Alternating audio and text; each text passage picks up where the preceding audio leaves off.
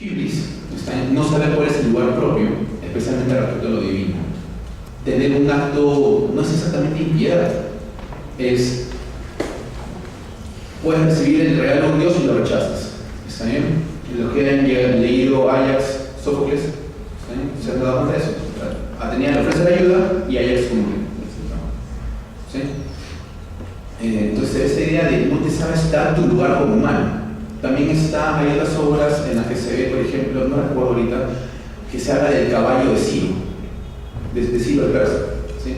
Que también por hibris trató de cruzar un río y fue tragado por ese, o sea, como que no supo darse su lugar. ¿Sí? Pero esto tiene una evolución, o es adoptado en latín como superbia, al cristianismo como soberbia.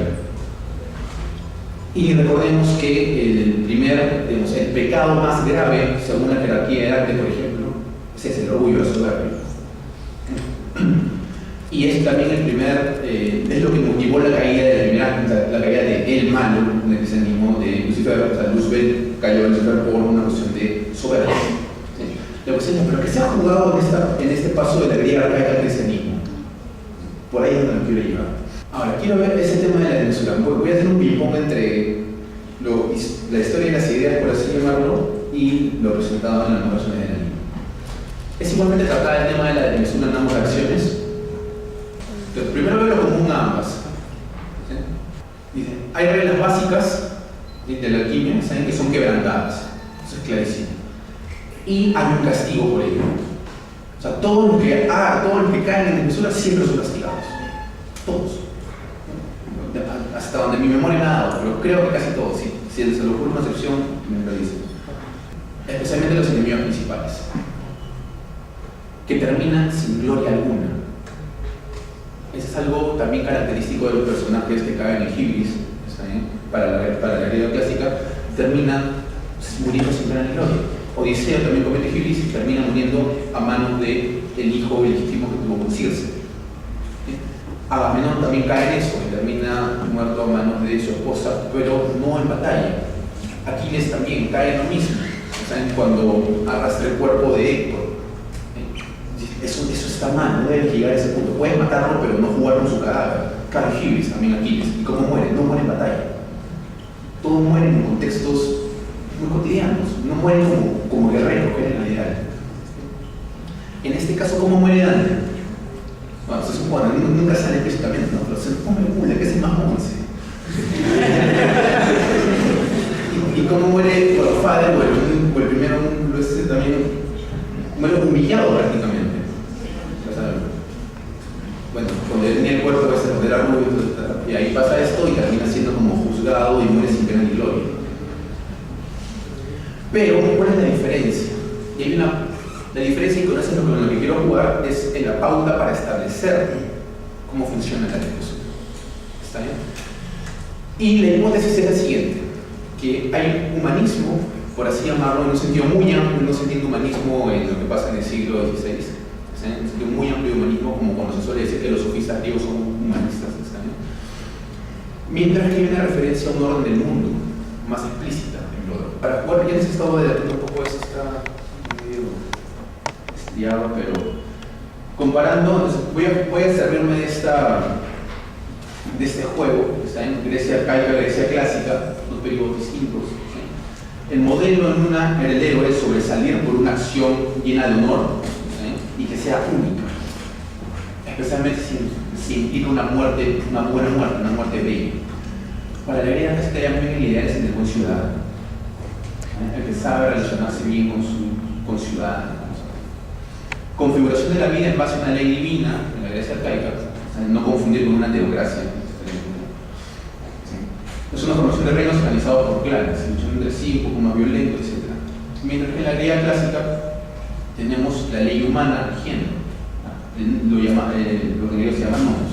O sea, la ley establecida por los propios seres humanos, piensen en el nacimiento de la democracia, la época de Solón, Pericles, etc. Lo que ustedes ya conocieron en el colegio. ¿Sí? Y la conformación justamente, y la clave es la conformación de la polis griega, es decir, la conformación de un espacio donde la gente pueda darse ley para sí mismo. Yo puedo decidir mi destino, entre comillas. ¿Cuál es la mayor falta de la Grecia clásica? La Venezuela como hibris, no saber el lugar en el cosmos Mientras que la griega clásica la censura funciona como un exceso, no saber el lugar propio en el cuidado del alma, algo que no se enfatizaba tanto en la primera etapa, y de los demás ciudadanos, o sea, del alma propia y la de los demás ciudadanos. Referente, bueno, ya se lo dije un poco, y el fin de esta época, ¿dónde funciona? Entonces, el fin del ideal de la Grecia arcaica de Hibris termina con Alejandro Magno. ¿Por qué? Porque Alejandro Magno caía constantemente en Hibris y no era castigado. Es decir, él mandaba poner su cara en templos, en monedas, etc., un montón de cosas que deberían ser castigadas y no le pasaba nada, además tenía éxito. Yo prácticamente desde China a Pakistán, entonces decía, ¿y dónde está la Hibris? Como que hay un modelo que se ha roto. En gran medida, ¿por qué? Porque el escenario es distinto. Y hay una polis, hay ley humana que permite que eso suceda. ¿Sí? Y el ideal de vida casi que de buen ciudadano, ¿hasta dónde va? Le he puesto puntos suspensivos porque creo que va hasta ahora. Es la herencia, es cuando se dice esto de Grecia, la cuna de nuestra civilización, ¿verdad? Entonces, quiero jugar con esos dos modelos, también de un orden más divino, asociado a la Hibris, tal como entendían los griegos, y un orden más de la Grecia clásica, entendida justamente remitiéndose a otros seres humanos y a la ley que nosotros mismos podemos darnos. Quiero rastrear eso, a ver qué tal, bien o mal, funciona en la comparación de ambas versiones. Pensemos en esto primero. La primera versión, ¿sí? ¿Cuál es el propósito del enemigo? El boss, el malo malo, en este caso el jefe de los malos. Alcanzar la vida eterna. Y ligada a estar centrada en el amor. Inicialmente todo sucede porque ella amaba mucho a Muhammad y después está desluchada y tal. Mientras que en la segunda ya no tiene que ver la vida eterna, ya tiene la vida eterna, lo que quiere es divinidad, lo que quiere es perfección. Eso es lo que está persiguiendo. ¿Sí? Pero eso me remite a otro tema. Pensemos un poquito en lo de la piedra filosofal. ¿Sí? En la primera versión es todo un problema para crear una sola. Recién al final se crea una, las otras son pseudo piedras. Mientras que en la segunda versión hay varias piedras, hay un montón de piedras. ¿Sí?